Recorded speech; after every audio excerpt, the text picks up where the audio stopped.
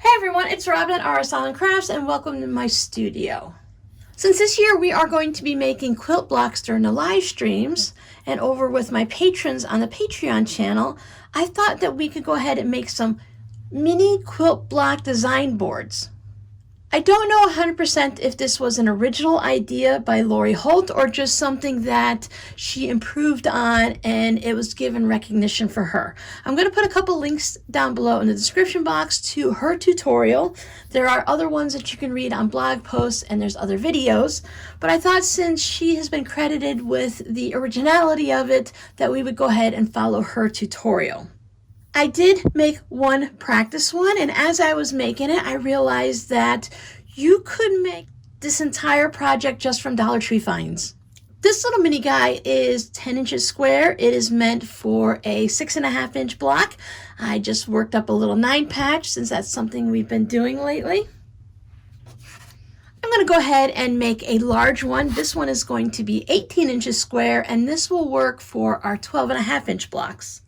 So the supplies you're going to need is some foam core board. Again, I've picked up all of these supplies at the Dollar Tree. And I'll also give you a few ideas that you could possibly use in place of what I'm using in case you don't have access to these items. It's nice when we can use what we have in the house already. So this is foam core board.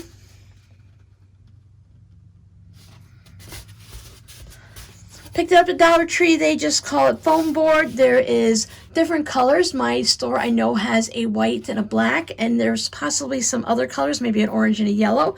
But I happen to have some white ones here that I use for taking pictures in my Etsy shop, but they are now have a little bit of spots and some crinkles in it, so I need to replace them. So I thought it'd be perfect time to go ahead and make some design boards. I have cut this at 18 inches square, as I mentioned. I also have a piece of batting. Now mine is 100% cotton batting. Anything that is going to be able to hold your fabric without it really falling off as you move it from location to location is going to work. So you could use felt. You could use flannel, and I thought maybe even you could use a fleece product. I'm not going to be using my iron or anything on this, so it doesn't really matter about the 100% cotton aspect. You just want something that has some grip to it that's going to hold your fabric in place as you work. Now, many of the blogs that I read, people had 12, 15, 20 of these so that they can stack up all their blocks. If they could do an entire quilt, cut out all their fabrics and lay out their blocks, and then just stack them up, take them to the sewing machine, and sew their blocks right in a chain piecing order. Now for the 10-inch square, I use one piece of fabric that's 2.5 inches wide by width of fabric. So pretty much a jelly roll, but you want a long one. Now if you want to use scraps, you can go ahead and piece it, because with the larger one, you're going to need 2 widths of fabric at 2.5 inches wide. On some of the tutorials I read, people used 4 inches and 3-inch strips. I did test out a 3-inch strip, and I found that the 2.5 inch is plenty. The wider your strip, the more fabric that's going to come over. My Dollar Tree does sell fat quarters. They also sell like a fleecy flannel type little baby blankets that you can go ahead and use that. That always has that nice fuzzy texture to it. I'd already picked up a set of these X-Acto type knives, utility knives. They come in a pack of 3 for $1. You can get scissors at the Dollar Tree. And I also have one of their little mini hot glue guns, and then you can get their glue sticks. This small one here, I think I used 3 or 4 of the glue sticks to get it done, so it does use a little bit of hot glue. So your foam core sheets come rather large. They're about the same size as one of those poster boards or your science fair thing. Now I did see some people that instead of using the foam core, they use maybe one of the larger Amazon boxes that came in the mail. Any of the types of corrugated cardboard that's a little bit thick works really well. I say anything that's going to hold its shape and not be flexible, like a piece of paper or even poster board, which would be a little bit too flexible. It wouldn't allow you to easily move your block from area to area as you're working on it. I already had the foam core on hand, so that's what I chose to use. Several people said you can use a rotary cutter with an older blade in it to go ahead and cut your foam core. I did try that, but I also gave myself a really good scare because as you're going through, for this one specifically, when my blade cut through the foam core, it made this popping, cracking sound, and it sounded like I broke my ruler. Talk about making my heart stop for a second. It really did easily cut through it, even with a dull blade. But I decided that's not for me. I stuck with the utility knife. Now some foam core is a little bit sturdier and tougher than others. The one from the Dollar Tree holds itself up really well. I'm not going to try to break it, but I can put some force to it and it doesn't just pop and crack. With a nice sharp utility knife, you can cut through it easily though. I have my old cutting board down below so that I'm not going to damage my table or my nice new cutting mat. So I take my utility knife and just slice through. I'm just slicing through the top layer and into that foam a little bit. You see how it easily cracks like this? Now you can go through it one more time, or you can just take it and you're just slicing through the paper at this point.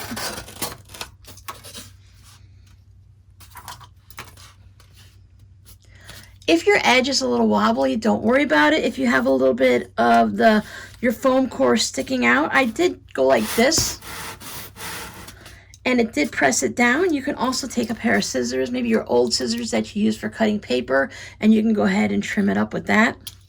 Out of one piece of foam core, you can go ahead and get 2 or 3 of your blocks out of it. All depends on the size you're going to cut and how you place it. You can always draw lines if you want to see where you need to cut it.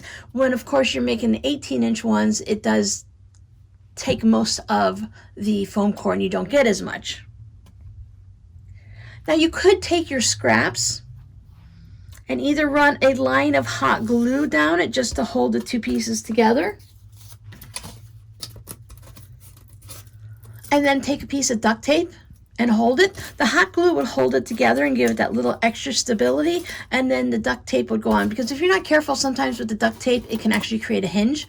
So you can piece your smaller pieces together so that you can take a couple of the leftover bits and make it into one of the larger 18 by 18 squares.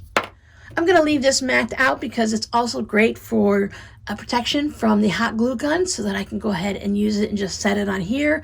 I do get a little bit of the hot glue strings all over the place, but it's not too bad.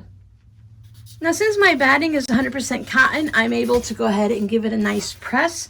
I did cut my batting so that it's about 1 inch, give or take, larger all the way around than my board. It's just going to make it easier for me to glue my batting down to the foam core board without having to be precise. And then afterwards I can go ahead and trim off any excess. Another thing you can pick up at the Dollar Tree is these little finger protectors. They're a silicone thing that you can use because we're going to be touching the areas where the hot glue is. We will try not to touch the hot glue itself, but of course batting is a little porous and we are going to be able to feel the hot glue straight through it. So you can just put one on your finger. If you happen to have a good side and a bad side, maybe someone had written on this or already put some construction paper or whatever on it, you might want to use that as your back side. I have some dirt and a sticker, so I'm going to keep that to the back. I don't want anything to show through my batting. So my first plan is I want to glue all around the edges of my foam core, and I want to stick really close to the edge. I don't really need to get too far in with the batting. I don't need to add any glue to the inside of it. Just along the edges is going to hold it fine. We're just using these to hold fabric. It doesn't need to be super secure in the center. Just the fact that it's there and everything around here is glued down is going to hold the batting in place. My gun has the little kickstand here. It does tend to get in the way a little bit, so I'm just going to move that down. And right along the edge, I'm just going to put some glue. If you find that your glue dries quickly, then just do small sections. You don't need a super large amount, and you can use your tip of your glue gun to spread it around a little bit. And then for my first bit, I find it's easiest to lay my batting down And then I can know for sure that I have it lined up properly and I'm not in any weird uneven spot, and I'm going to have batting all the way around. Then I can flip it over, put on my little protective finger, and just make sure that the batting is attached all the way through here.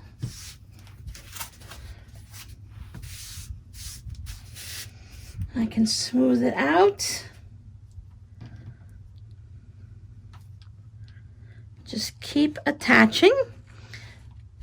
So you can do small sections. This really does work great at pushing down and holding everything down without that hot glue coming up. And if you haven't worked with hot glue before, it is definitely burn your finger hot, and it always ends up leaving these excess strings and stuff, so you will find that you're having to clean up a little bit afterwards. But for this type of a project, those strings don't bother me.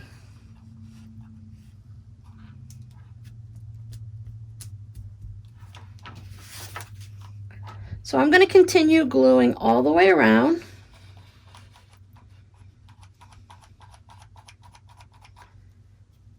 Adding glue sticks as needed. When your glue stick is barely visible there, you'll notice that you can click on this trigger all you want and no glue is going to come out. So you have to add another glue stick in if you haven't used a glue gun before, and this trigger will automatically pull it through.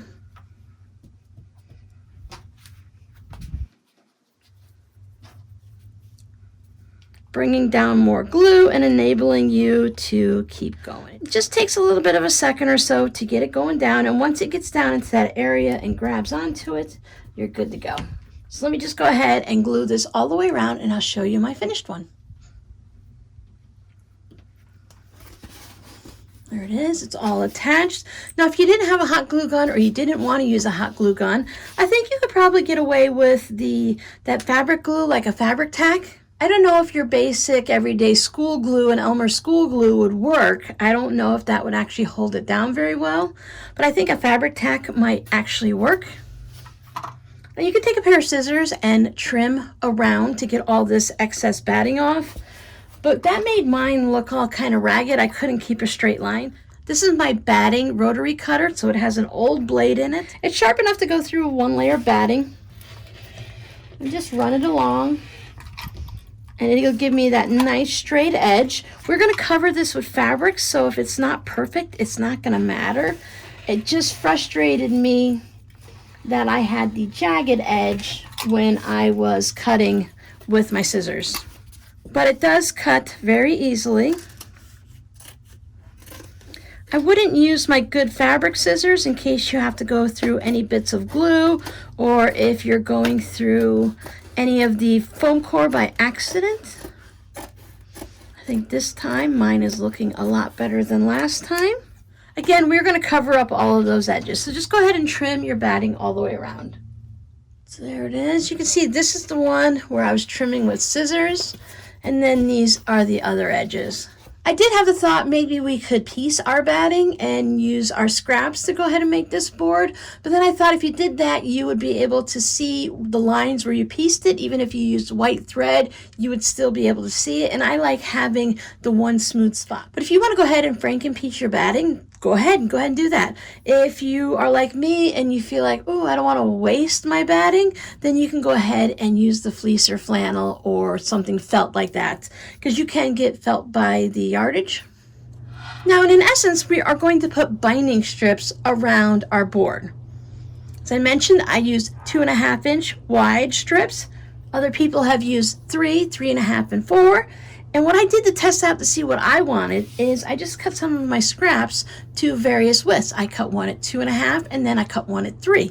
And that little extra 1/2 inch does make a big difference, because when we're all done is we are going to take this, and when we glue it down, it's going to wrap around our board like this. So the wider your fabric is, the more it's going to go into the board. You could, of course, offset it if you want a little bit, but based on the way that we process this and get our binding ready to go on it, it ends up being the fact that you put it at the halfway point. So if you have a really nice fabric that you want to see more of, you can go ahead and make your strip wider. I suggest making a little small test one, a little 10-inch one. That's what I did first, just to get the process down pat and to see how it goes.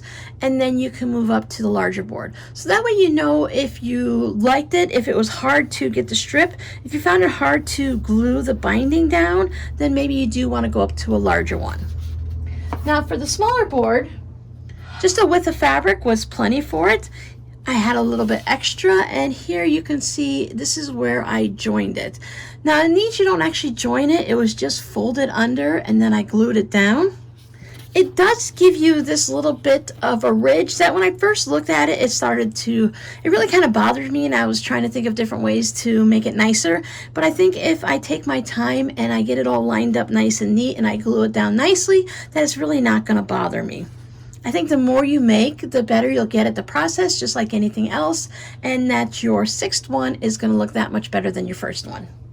Now for our larger 18-inch one, I needed to cut 2 widths of fabric by 2.5 inches. So what I did is I did the diagonal seam just like I would if I was making regular binding. So you can either put your fabrics directly together like this and just sew it like we would if we were sewing blocks together, or you can lay it across this way, draw the diagonal, cut off the excess, and do that. And your third option is just to lay it down, and you would end up having 2 seams on your board like this versus 1. So you'd have the one here where we finish it, and then you'd also have one over here where we join the 2 pieces together. But I thought since sewing the binding on the diagonal reduces some of the bulk, that I could also use it for this type of project. And that gave me enough to go all the way around. Now if you're just using scraps, I would suggest you do the same thing like when you're making a quilt and just measure your 4 sides and just give yourself maybe 6 inches, 12 inches extra so you don't have to come back and do any extra work. Or you can just lay it out and make sure you have enough to go all the way around. Now to make it, you're going to have your 2.5 inch strip. This one is just a little under 2.5 inches, but it's just my example. You're going to take it to your ironing board and you're going to press it in half just like you would if you were making binding. Open it back up, and then you're going to take both sides and bring it to the center. So you're going to have your crease there, and you're going to bring both sides up, give it a nice little press.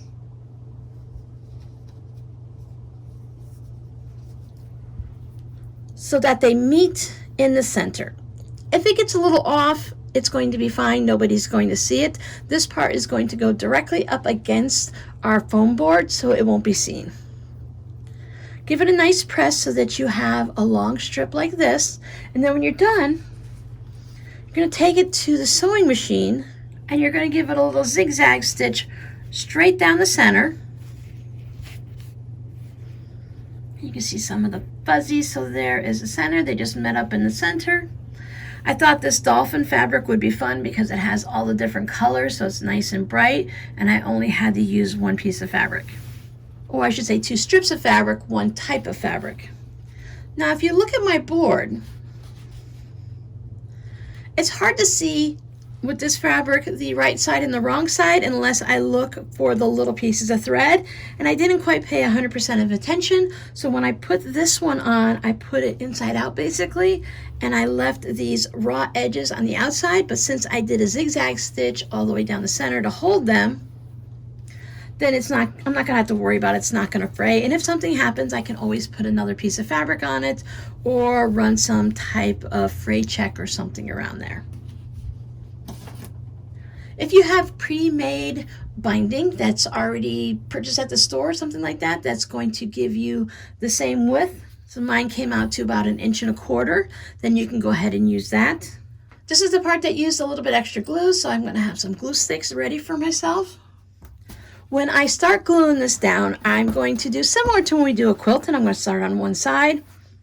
Make sure that I have the raw edges down. This one piece I can start right at the edge, right at the end, unlike we do when we're quilting, because the next piece is going to overlap this. I just don't want to do it right near a corner, so maybe I'll come down a little bit.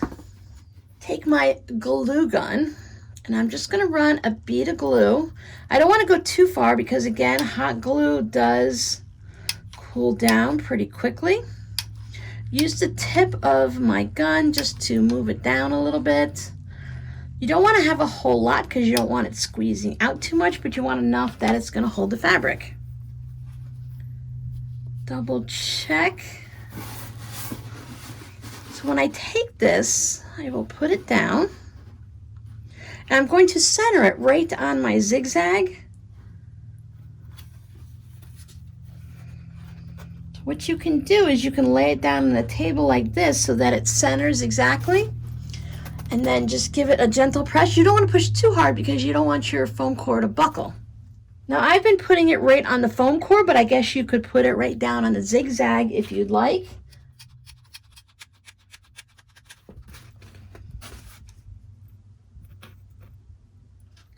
I was thinking if I put it directly on my fabric versus the foam core board,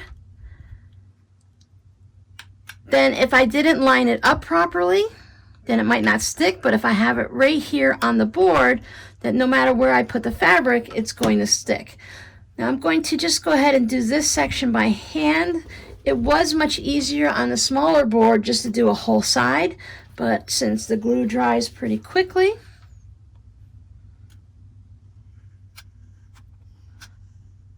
just make sure you're lining it up as close to that center as you can, because as we fold over our fabric, we'll be able to see if we have a short section and it comes way over here, and then we have a section that goes over there. That's a good part about having that zigzag. You can do your best to line it up along the edge. So I will just keep gluing this.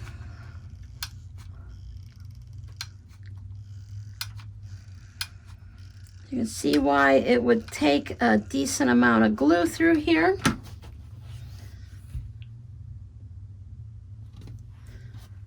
And then I'll be right back. So I have it glued just on these edges all the way around, and I'm back to where I started. So I'm going to start just by trimming this beginning part back. Make sure it's glued down very well. And I'm going to bring this one over, and I can decide how far I want to overlap it. You can overlap just a little bit, or you can overlap it a bunch. Since I did the first one with just a small little overlap from here to here, I think I'll go ahead with a larger one just to see how I like that look. So I'm going to bring the overlap, and I'm going to make sure I can fold it under a little bit, trim that off. I don't think having a larger overlap is going to make it look any neater, but maybe having more room to work might help. So I'll glue this down so that all of the foam core is covered. Now, depending on how much of an overlap you have, you might need to only do just a little bit. But since I have all this extra room, I'm just going to go ahead and cover that up. I'm going to take my end, fold it back some. So last time I was only able to fold it maybe about 1/2 inch. So this time I'll fold it a bit more. So I'm going to run a bead of glue straight down here. But first I'm going to put a little bit of glue here on the inside of this fold just to hold that. Just down the center.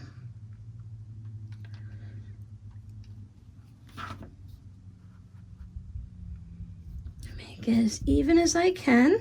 And then I'm going to put the glue on the flap so that when I put it over, it'll glue it down. So if I glue it here and if I go too far, I'll have that excess glue on it. But if I only glue on this piece that's being covered, then I know I can stop right there. I don't want to go too crazy, and I want to just stay right there on the center where the zigzag is.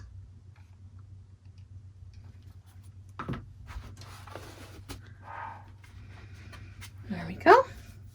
Just going to grab some of these strings and clean up a little bit around so I'm not getting all tangled up. Now our next step is going to be folding it over. We're going to fold it over on the front and the back, and we're going to glue our binding down. This isn't something that we can stitch down because we are using the foam core. So you see on the back, I have it glued just as much as on the front.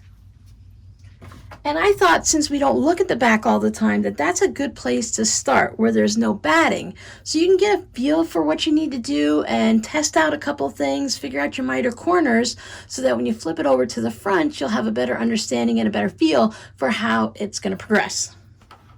So when I set this down on the table, I have this lip of fabric that is not attached to anything.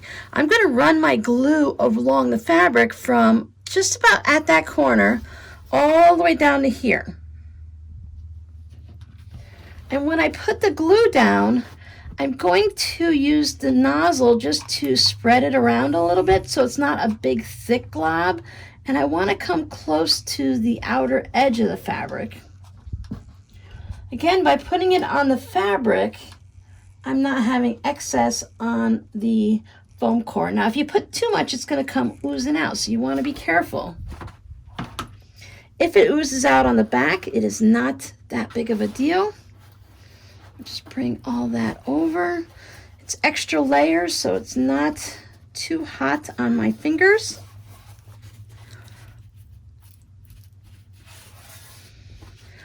Now, instead of going around like I normally would when I'm quilting, I'm going to flip to the other side. So on the back of the small one, I just went around clockwise, counterclockwise in a circle like I normally would with my binding, and it made it a little bit harder to do the corners, to miter the corners. So then in the front, I went opposite. I did one side and I went to the opposite side, and it just made it easier for me to get the corners to lay down neatly. So I'm going to do the same thing on the back on this one.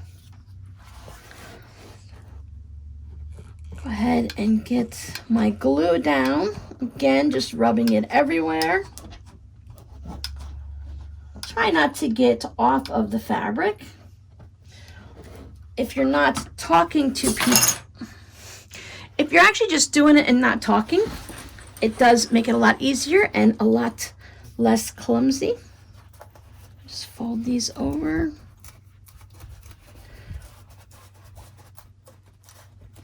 If your glue dries, you can always put your nozzle back in here, or if you didn't use enough glue, you can always just tuck it back in there and just add a little bit more. Fold it down. I'll go to these corners. Now this has the join. So fabric tack, I think, would work in this situation if you didn't want to use the hot glue. It would just take a little bit longer to dry. So after I get that first section done, now I have this bit here that's still just flapping because it was only glued down on the center. Just add a little extra glue in there. Now, if you get any extra bits, you can always take your utility knife and just slice it off or pick it off a little bit. And of course, all of our strings, just be careful, it is hot. Then come over to the opposite side and do the same.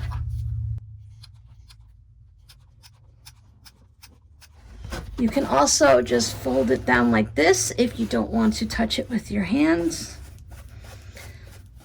But I find this works really well. So you see how we have the little bit of a flap there for our corners? There's my corner.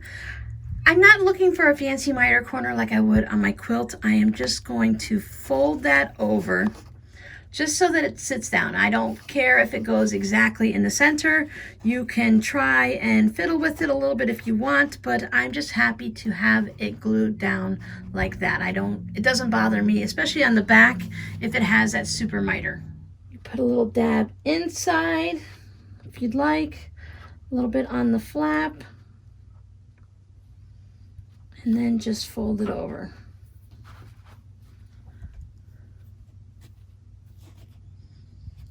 And I'm content with that. That doesn't bother me at all. So I'll just do the same thing to all the corners. If it's open, I'll put a little glue on the inside, then a little bit on that flap. I can spend a little more time with my corners. You maybe want to do your corner first. I read one of the blogs suggested using a toothpick, that you can just go ahead and take a toothpick, get a little bit of glue on it, and tuck it into the areas that you need to. That will help you from having like excess glue everywhere. But I'll follow the same process here. So I'll put the glue. I want to make sure that I get it close to the edge so that I don't have a flap of binding just flapping around. And just bring it over. So I'm just going to go ahead and finish gluing this all down, get my corners all situated, and I'll show you what it looks like. There it is, all set. I did find that the smaller one was much easier to make, just because you have less when you're lifting it up and trying to fold it over. You have smaller areas to work in. I just found that one a lot easier to create. If you find that you have excess and it's like flapping around of your binding here, you can always go back through and just add a little extra hot glue, or if you want to go ahead and add some fabric tack, or even try the Elmer's school glue or something, you can go ahead and give that a try. But now we have a smaller board to do our 6.5-inch blocks, and our larger board that can do our 12.5-inch blocks, or we can do a couple different blocks on here. Now if you needed to, you could also put some pins in it, since it is a foam core board. So if you were doing something really detailed and you were worried about anything moving, if you had to go and move it in some direction or another that didn't keep it flat like this, you can always poke a couple pins in it. But the batting does hold everything really well. I wouldn't go crazy and be shaking it all about, but as you saw,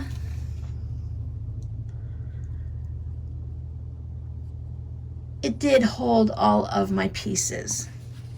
So since we are working on 12.5-inch blocks and 6.5-inch blocks, I now have two tools that I can use to lay out my blocks and to hopefully help me out to ensure when I go from place to place, I could take it from my cutting table to my sewing machine. I can put things back on here and then take them over to my ironing station and just keep laying everything out. If you only want to make one, you can make the big one, and you can still make a smaller block on it. You could probably put one down here and then one up there in the corner. Keep some extra pieces, whatever you need to do. You want to lay out some sashing for your blocks. It gives you plenty of room to work with.